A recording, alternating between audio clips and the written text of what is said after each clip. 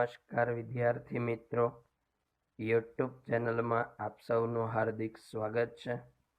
ધોરણ 10 સામાજિક વિજ્ઞાન, ચેપ્ટર નંબર 4 ભારતનો સાહિત્યિક વારસો। આગળના વિડીયોમાં આપણે ગુપ્ત યુગનું સંસ્કૃત સાહિત્ય અને ગુજરાતી ગદ્ય પદ્ય સાહિત્ય વિશે માહિતી મેળવેલી। આગળ વધીએ તો આ વિડીયોમાં આપણે પ્રાચીન યુગના તમિલ સાહિત્યનો પરિચય મેળવવાનો છે। પ્રાચીન યુગમાં તમિલમાં પણ ઘણા બધા પુસ્તકોની રચના થઈ, તમિલ ભાષામાં સાહિત્યનું સર્જન થયું। તો એમાં કયા કયા સાહિત્યનું સર્જન થયું એમના વિશે આપણે માહિતી મેળવવાની છે। તો જોઈએ, પ્રાચીન યુગમાં કયા તમિલ સાહિત્યની રચના થઈ? જવાબમાં આવશે તમિલ, તેલુગુ, કન્નડ અને મલયાલમ નામની 4 દ્રવિડ ભાષાઓના સાહિત્યનો આ અરસામાં વિકાસ થયો। ચેપ્ટર નંબર 1માં આપણે દ્રવિડોનો પરિચય આપો, એની અંદર પણ આપણે અભ્યાસ કરી ગયા છીએ કે દ્રવિડ કુળની 4 ભાષા એટલે તમિલ, તેલુગુ, કન્નડ અને મલયાલમ। તો આ તમિલ, તેલુગુ, કન્નડ અને મલયાલમ એ 4 દ્રવિડ કુળની ભાષાઓ છે। એ ભાષા સાહિત્યનો વિકાસ પ્રાચીન સમયમાં થયેલો આ અરસાની અંદર થયેલો, જેમાં સૌથી જૂની ભાષા તમિલ છે। આજે તમિલ, તેલુગુ, કન્નડ અને મલયાલમ એ 4 દ્રવિડ કુળની ભાષામાંથી સૌથી જૂની ભાષા, સૌથી પ્રાચીન ભાષા જો કોઈ હોય તો એ તમિલ ભાષાને ગણવામાં આવે। અને આ તમિલ ભાષામાં એનું સાહિત્ય ઈસવીસનના પ્રારંભ જેટલું જૂનું છે। જ્યારે ઈસુની સદી શરૂ થઈ, ઈસુ ખ્રિસ્તનો જ્યારે જન્મ થયો, એ જન્મના સમયથી આ તમિલ ભાષા છે એનો વિકાસ થયેલો છે। તો સૌથી જૂની ભાષા એટલે તમિલ છે, તેનું સાહિત્ય ઈસુના પ્રારંભ જેટલું જૂનું છે। તો અહીંયા વાત કરવામાં આવી કે તમિલ, તેલુગુ, કન્નડ, મલયાલમ નામની 4 દ્રવિડ કુળની ભાષાના સાહિત્યનો આ અરસામાં વિકાસ થયો, જેમાં સૌથી જૂની ભાષા એટલે તમિલ, એનું સાહિત્ય ઈસુના પ્રારંભ જેટલું જૂનું છે। ભારતની પ્રચલિત પરંપરા અનુસાર 3 સંગમોનું આયોજન થયું। 3 પ્રકારના સંગમની રચના થઈ। તો ભારતની જે પ્રચલિત પરંપરા છે, જૂની પુરાણા જે રીત રિવાજો છે, એ પરંપરા અનુસાર જો વાત કરવામાં આવે તો ભારતમાં 3 સંગમોની રચના થઈ, 3 સંગમોનું આયોજન થયું। આની અંદર અનેક સંતો અને કવિઓએ પોતપોતાની કૃતિઓની રચના કરી। હવે આ જે 3 સંગમ સાહિત્ય રચાયા, એ સંગમ સાહિત્યમાં અનેક સંતો અને કવિઓએ પોતપોતાની રીતે પોતાની કૃતિઓની રચના કરી, પોતાની રીતે પુસ્તકોની રચના કરી। તો કયા કયા પુસ્તકોની કઈ રીતે રચના કરી એની આપણે માહિતી આપીએ। સંગમ સાહિત્યનો પ્રસિદ્ધ ગ્રંથ એતુથોકઈ, જેને 8 કાવ્યનું સંકલન કહેવાય। એતુથોકઈ એ તમિલમાં છે, 8 કાવ્યનું સંકલન એનો ગુજરાતી અનુવાદ છે। એવી જ રીતે બીજો ગ્રંથ લખાયો સંગમ સાહિત્યનો તોલકાપ્યમ, જે એક વ્યાકરણ ગ્રંથ છે। તોલકાપ્યમ એ તમિલમાં, એનું ભાષાંતર ગુજરાતીમાં વ્યાકરણ ગ્રંથ। અને ત્રીજો ગ્રંથ એટલે પથ્થુપાતુ, જે 10 ગીતો તરીકે ઓળખવામાં આવે છે। તો સંગમ સાહિત્યના કેટલા ગ્રંથ લખાયા? સંગમ સાહિત્યના 3 ગ્રંથ લખાયા। એમાં આવશે એતુથોકઈ, 8 કાવ્યોનું સંકલન, તોલકાપ્યમ વ્યાકરણ ગ્રંથ અને પથ્થુપાતુ એટલે 10 ગીતો। આ 3 સંગમ સાહિત્યની રચના થઈ। એક કવિ તિરુવલ્લુવર, એ કવિ તિરુવલ્લુવરે તમિલ ભાષામાં એક વિખ્યાત ગ્રંથની રચના કરી। તો આજે કવિ તિરુવલ્લુવર છે, એમણે શું કર્યું? તો કે ગ્રંથ લખ્યો, જેનું નામ છે તમિલ ભાષામાં વિખ્યાત ગ્રંથ કુરલ નામના ગ્રંથની રચના કરી। આ કાવ્ય ગ્રંથમાં જીવનના અનેક પાસાઓનું વિવેચન કરવામાં આવ્યું છે। જીવન કઈ રીતે જીવવું, એ જીવનના અનેક પાસાઓની રજૂઆત આ કવિ તિરુવલ્લુવરે કુરલ નામના ગ્રંથમાં કરેલી છે. આમ આ તમિલ સાહિત્ય જે છે એમાં રાજનીતિ, યુદ્ધ, પ્રેમ પ્રસંગ વગેરેનો સમાવેશ થાય છે. જ્યારે શરૂઆતના બે તમિલ સાહિત્યના જો ગ્રંથ કહીએ તો શરૂઆતના પ્રારંભિક તમિલ સાહિત્યના બે વિખ્યાત ગ્રંથ, એમાં આવશે એક શિલ્પત્તિકારમ અને બીજું છે મણિમેખલાય. આ બે નામના જે ગ્રંથો છે એ શરૂઆતમાં તમિલ ભાષામાં લખવામાં આવેલા. તો પ્રારંભિક તમિલ સાહિત્યના વિખ્યાત ગ્રંથો કયા છે? એમાં બે આવશે, એક શિલ્પત્તિકારમ અને બીજું આવશે મણિમેખલાય. તો આપણે જોયું કે આ પ્રાચીન યુગનું તમિલ સાહિત્ય છે જે દ્રવિડોની 4 ભાષાઓ તરીકે જાણીતું છે. દ્રવિડોની 4 ભાષાઓ તરીકે એ ઓળખાય છે. તો ફરી એક વખત જોઈ લઈએ કે તમિલ સાહિત્ય પ્રાચીન સમયનું કેવું હતું. સવાલ આ રીતે છે, પ્રાચીન યુગમાં કયા તમિલ સાહિત્યની રચના થઈ? જવાબમાં આવશે તમિલ, તેલુગુ, કન્નડ અને મલયાલમ નામની 4 દ્રવિડ ભાષાઓના સાહિત્યનો આ અરસામાં વિકાસ થયો. જેમાં સૌથી જૂની ભાષા એટલે તમિલ છે. તેનું સાહિત્ય ઈસુના પ્રારંભ જેટલું જૂનું છે. ભારતની પ્રચલિત પરંપરા અનુસાર 3 સંગમોનું આયોજન થયું, જેમાં અનેક સંતો અને કવિઓએ પોતાની કૃતિઓ રચી, એટલે પોતપોતાની રીતે ગ્રંથોની રચના કરી. સંગમ સાહિત્યના 3 ગ્રંથો છે. એમાં સંગમ સાહિત્યનો પ્રસિદ્ધ ગ્રંથ એતુથોકઈ, 8 કાવ્યનું સંકલન, તોલકાપ્યમ વ્યાકરણ ગ્રંથ અને પથ્થુપાતુ એટલે 10 ગીતો. તો સંગમ સાહિત્યના 3 ગ્રંથ કયા કયા છે? તો જવાબમાં આવશે એતુથોકઈ, તોલકાપ્યમ અને પથ્થુપાતુ એ સંગમ સાહિત્યના 3 ગ્રંથો છે. એક કવિ છે તિરુવલ્લુવર, એમણે તમિલ ભાષામાં એક વિખ્યાત ગ્રંથ લખ્યો જેનું નામ છે કુરલ. આ કુરલ નામના ગ્રંથની એમણે રચના કરી. આ કાવ્ય ગ્રંથમાં જીવનના અનેક પાસાઓનું વિવેચન કરવામાં આવ્યું. જીવન કઈ રીતે જીવવું એના જુદા જુદા પાસાઓની રજૂઆત કરવામાં આવેલી છે. જ્યારે પ્રારંભિક તમિલ સાહિત્યના વિખ્યાત ગ્રંથમાં શરૂઆતના 2 તમિલ સાહિત્યના ગ્રંથો છે જેના નામ આ પ્રમાણે છે, શિલ્પત્તિકારમ અને મણિમેખલાય. તો આ શિલ્પત્તિકારમ, મણિમેખલાય એ શરૂઆતમાં લખાયેલા તમિલ ભાષાના સાહિત્ય છે. અહીંયા સુધી આપણે પ્રાચીન યુગના તમિલ સાહિત્ય વિશે માહિતી રજૂ.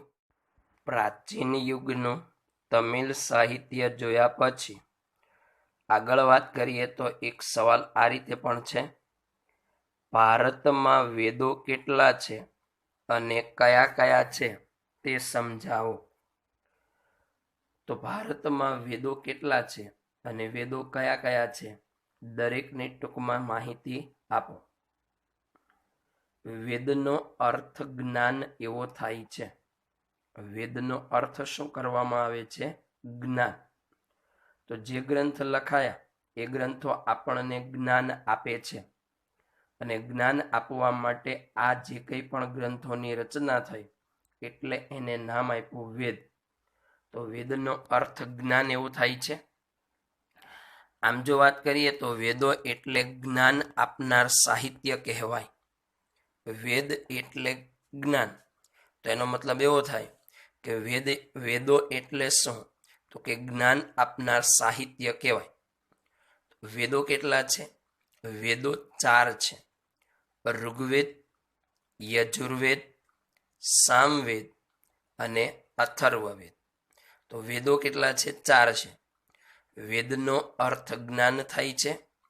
વેદો એટલે જ્ઞાન આપનાર સાહિત્ય કહેવાય. વેદો 4 છે. એક ઋગ્વેદ, બીજું યજુર્વેદ, ત્રીજું સામવેદ, ચોથું અથર્વવેદ.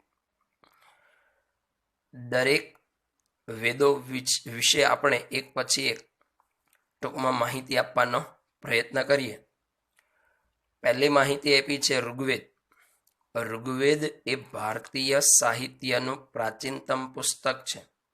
સૌથી જૂનામાં જૂનું જો ભારતીય સાહિત્યનો ગ્રંથ હોય તો એ ઋગ્વેદને ગણવામાં આવે છે. તો ભારતીય સાહિત્યનું પ્રાચીનતમ પુસ્તક કયું? તો જવાબમાં આવશે ઋગ્વેદ. આ ઋગ્વેદની અંદર કુલ 1028 ઋચાઓનો સંગ્રહ છે. ઋચાઓ એટલે સ્તુતિઓ, મંત્રો અથવા જેને આપણે શ્લોક તરીકે ઓળખીએ છીએ.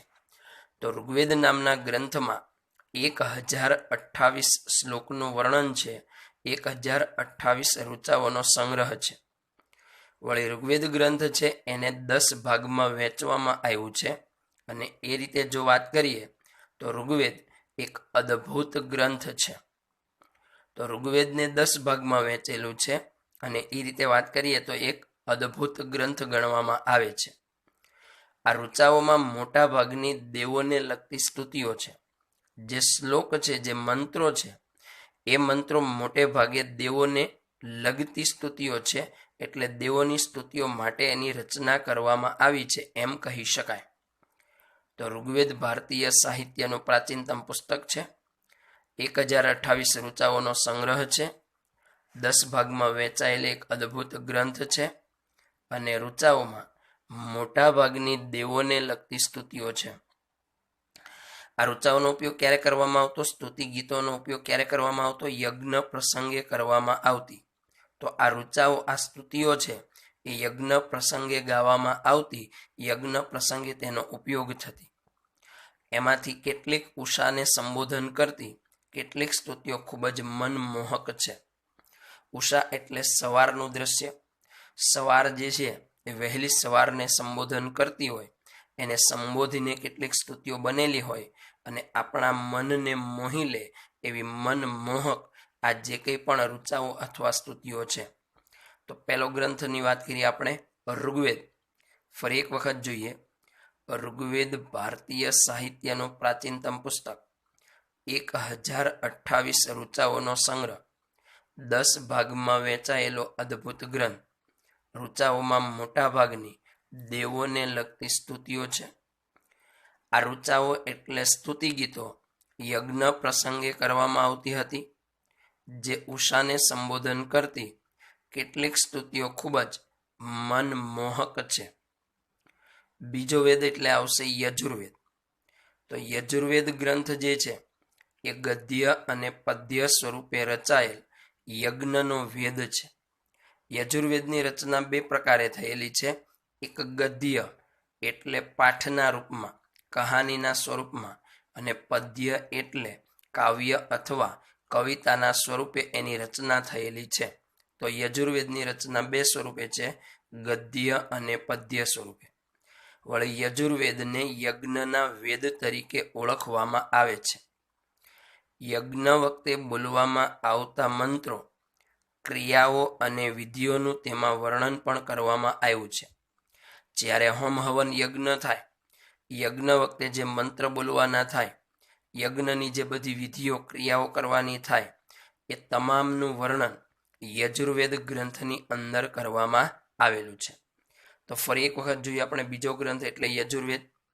યજુર્વેદ 2 સ્વરૂપે છે, ગદ્ય અને પદ્ય સ્વરૂપે રચાયેલ. યજુર્વેદને યજ્ઞનો વેદ ગણવામાં આવે છે. યજ્ઞ વખતે બોલવામાં આવતા મંત્રો, ક્રિયાઓ, વિધિઓનું તેમાં વર્ણન કરવામાં આવેલું છે. ત્રીજો વેદ એટલે આવશે સામવેદ. સામવેદમાં શું છે? ઋગ્વેદની ઋચાઓનું ગાન કરવા માટે રચવામાં આવેલ છે. ઋગ્વેદ ગ્રંથની જે ઋચાઓ છે, સ્તુતિઓ છે, મંત્રો છે, એને કેવી રીતે ગાવામાં આવશે, એનું ગાન કઈ રીતે કરવામાં આવશે? તો આ ઋગ્વેદની ઋચાઓનું ગાન કરવા માટેની જે કંઈ પણ વિધિ છે, જે કંઈ પણ બાબતો છે, એનો સમાવેશ સામવેદ ગ્રંથમાં કરવામાં આવે છે.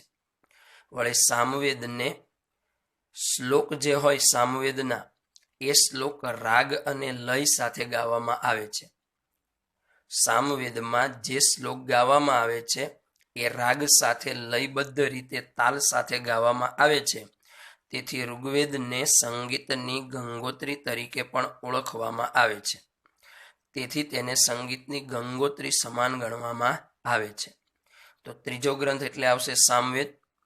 સામવેદમાં ઋગ્વેદની ઋચાઓનું ગાન કરવા માટે રચવામાં આવેલો છે. આ શ્લોકો રાગ અને લય સાથે ગવાય છે, માટે તેને સંગીતની ગંગોત્રી તરીકે પણ ઓળખવામાં આવે છે. ચોથો વેદ એટલે આવશે અથર્વવેદ. અથર્વવેદમાં અનેક પ્રકારના કર્મકાંડ અને સંસ્કારોનું વર્ણન કરવામાં આવ્યું. કર્મકાંડ એટલે શું?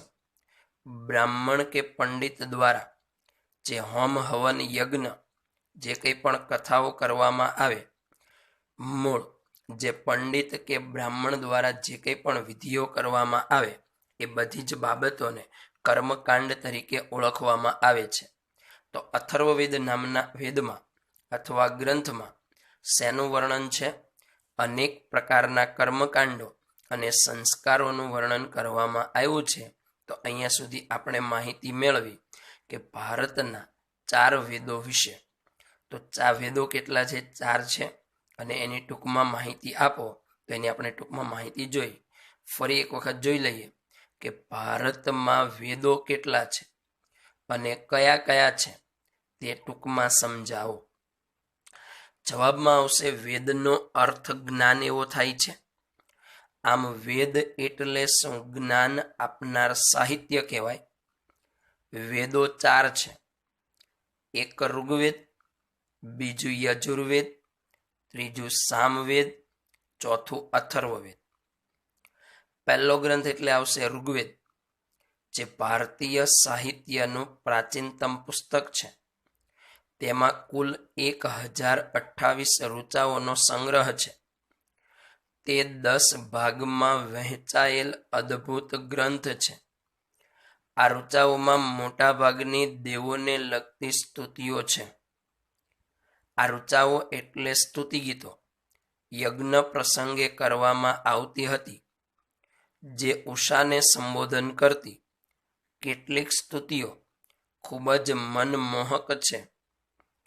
યજુર્વેદ ગ્રંથની વાત કરીએ તો યજુર્વેદ ગદ્ય અને પદ્ય સ્વરૂપે રચાયેલ યજ્ઞનો વેદ છે. યજ્ઞ વખતે બોલવામાં આવતા મંત્રો, ક્રિયાઓ અને વિધિઓનું તેમાં વર્ણન પણ કરવામાં આવેલું છે. ત્રીજો ગ્રંથ સામવેદ. સામવેદમાં ઋગ્વેદની ઋચાઓનું ગાન કરવા માટે રચવામાં આવેલો ગ્રંથ છે. આ શ્લોકો રાગ અને લય સાથે ગવાય છે, માટે તેને સંગીતની ગંગોત્રી તરીકે પણ ઓળખે છે. ચોથો ગ્રંથ એટલે આવશે અથર્વવેદ. અથર્વવેદમાં અનેક પ્રકારના કર્મકાંડો અને સંસ્કારોનું વર્ણન કરવામાં આવ્યું છે. તો 4 વેદો, 4 વેદોની અંદર ટૂંકમાં કેટલી બાબતો આવે એની આપણે માહિતી આપી. તો ભારતમાં 4 વેદ છે: ઋગ્વેદ, સામવેદ, યજુર્વેદ, અથર્વવેદ. આ 4 વેદો એ ભારતીય સાહિત્યના, હિન્દુ ધર્મના મહાન પુસ્તકો સમાન ગણવામાં આવે છે.